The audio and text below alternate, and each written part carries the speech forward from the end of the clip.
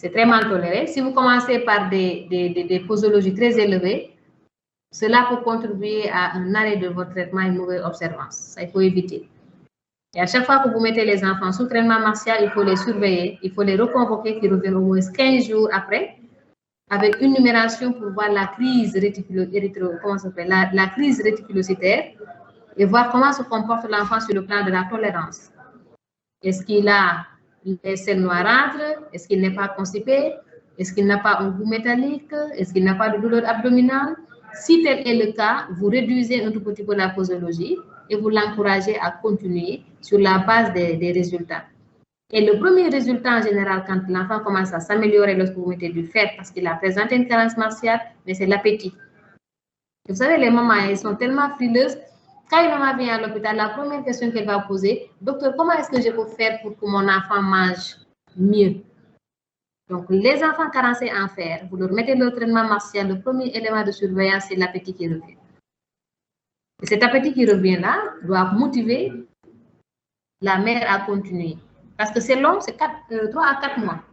Si vous ne faites pas attention, ils vont arrêter le traitement au bout de 2 mois ou de 2 mois. Et les mêmes effets, les mêmes causes produisant les mêmes effets, l'enfant va replonger dans sa carence martiale et on va encore vous le ramener avec son tableau de carence en fer. Vous avez compris? Donc, quand vous faites le traitement, surveillez les enfants, les 15 premiers jours, faites l'hémogramme et puis vous demandez à la mère comment se comporte l'enfant et vous l'encouragez. Et vous les accompagnez jusqu'à la fin en leur expliquant que c'est important. Et vous verrez, les corrections vont se faire dans l'ordre inverse de leur apparition. Au début, il vous a dit, c'est Rodrigue, non? Il vous a dit le premier élément, c'est la ferritine qui est abaissée. Vous allez voir, lorsque vous allez traiter, la ferritine sera le dernier élément à se normaliser. Pourquoi? Parce que c'est une réserve. Avant de réserver, il faut quand même s'alimenter. Les Wolofs le disent, n'est-ce pas? D'accord? Donc, quand la carence elle est là, on la traite, l'organisme corrige tout ce qui était désordonné. Maintenant, après avoir corrigé tous les désordres, qu'est-ce que l'organisme fait? L'organisme reconstitue sa réserve quelque part, jusqu'à ce que une situation pareille se reproduise et va encore puiser dans les réserves. Donc, n'arrêtez vos traitements que lorsque vous êtes sûr que l'organisme a reconstitué ses réserves. Et là, c'est très important. Alors, dans le traitement préventif, je crois qu'Abou a dit l'essentiel. Avec les recommandations de l'OMS, il faut vraiment spécifier les différentes étapes de la prévention.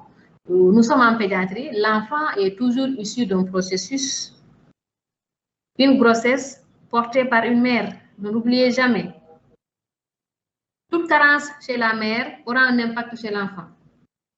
Toute pathologie au cours de la grossesse aura un impact chez l'enfant. Pourquoi voulez-vous commencer votre prévention par le clampage tardif du cordon? Non. Commencez au moins par la grossesse.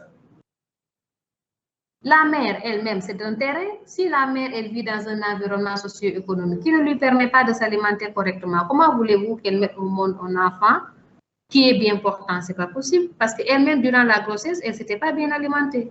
Et donc, cet état-là va retentir sur la grossesse et sur l'enfant.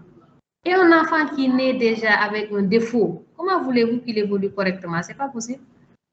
Cet enfant qui est né d'une mère carencée sera forcément carencé. Et c'est ça l'intérêt des 1000 premiers jours. Il a raté son départ. Et s'il rate son départ, bien forcément, ça va retentir sur son développement, sur sa croissance, sur son potentiel cognitif. Vous voyez un peu? Et donc, vous, en tant que pédiatre, c'est vous qui devez gérer tous ces aspects-là. Donc, interview vue sur la mère, le terrain, les constations prénatales, la supplémentation en fer, est-ce qu'il n'y a pas eu d'infection, est-ce qu'il n'y a pas eu, comment on les appelle, les perversions du goût qui sont très fréquentes chez les femmes enceintes et qui les poussent à consommer des substances qui vont chélater le fer. Et une femme enceinte qui chélate son fer, elle va se faire une anémie et elle va rendre son fœtus également anémié. Et ça, il faut vraiment le dire, c'est notre contexte local qui nous l'impose. Les grossesses multiples, les grossesses rapprochées, les petits poids, les prématurés, tout cela, il faut vraiment en parler. Et dans la conclusion, avant la conclusion, vous avez dit troubles cognitifs, là, je l'ai dit au début, c'est vraiment tardif à mon avis. Et moi, dans la conclusion, je retiendrai 2 mots de cette leçon sur les carences, sur la carence martiale. Bon, je m'excuse, hein, je crois que j'avais mis la caméra, mais je ne l'avais pas mis, c'est pas grave, c'est presque fini. Parce que c'est important quand même de se voir quand on parle, désolé.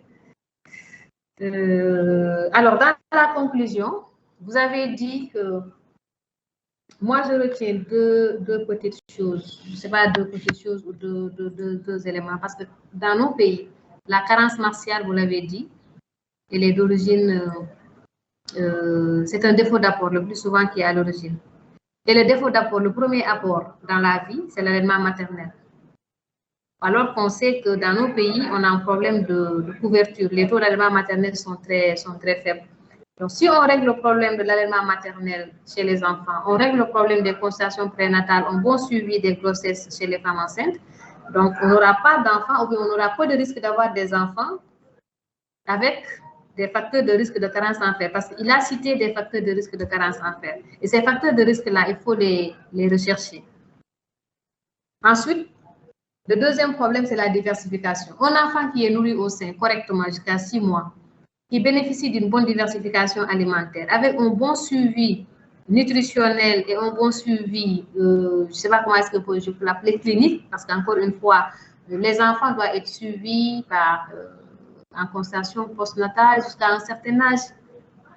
Et si on réussit ces éléments-là, on aura peu de chance, ou on aura peu de risques, je dirais risques, parce que ce n'est pas quand même bénéfique, on n'aura pas de risque d'avoir des enfants qui ont une carence en fer. Et si les enfants n'ont pas de carence en fer, ils n'auront pas l'anémie. Et bien, s'ils n'ont pas l'anémie, vous-même, vous serez tranquille parce que vous n'allez pas trop travailler. Nous n'allons pas trop travailler parce que l'anémie, c'est le lit vraiment de la plupart des pathologies de l'enfant. Vous prenez les enfants qui viennent à l'hôpital, même ceux qui ne sont pas malades. Imaginez vous-même les enfants qui viennent se faire vacciner. Si vous leur faites une numération, vous allez trouver une anémie. Ou bien une carence martiale. Je vous dis, tous les enfants qui viennent à l'hôpital, essayez. Vous allez trouver toujours quelque chose qui cloche. Soit c'est le fer qui est abaissé, soit c'est l'anémie qui s'est installée parce que les réserves se sont abaissées depuis très longtemps. Voilà les quelques observations que je voulais faire. Je m'excuse si ça a été trop long parce que je sais que vous avez d'autres leçons à présenter. Maintenant, moi, je ne vais pas vous proposer un plan, mais je vous dis, je ne peux pas vous dire que vous avez tout dans la leçon, mais vous avez vraiment l'essentiel. Le contenu, honnêtement, la première partie, il y a l'essentiel. Tout ce qui reste, c'est d'organiser les idées et se coller au plan. Ne vous focalisez pas sur l'anémie par carence martiale. Je sais qu'en tant que pédiatre, c'est la préoccupation parce que c'est ce qu'on voit tous les jours. Mais ici, l'anémie par carence martiale ne doit pas occuper plus du tiers de la leçon. Parce que c'est une complication, c'est-à-dire c'est un échec.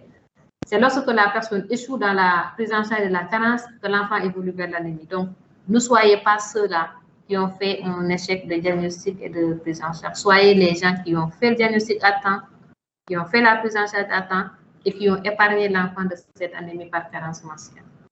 Je vous remercie. Je ne sais pas si Prof Abou a des choses à rajouter ou des propositions à faire.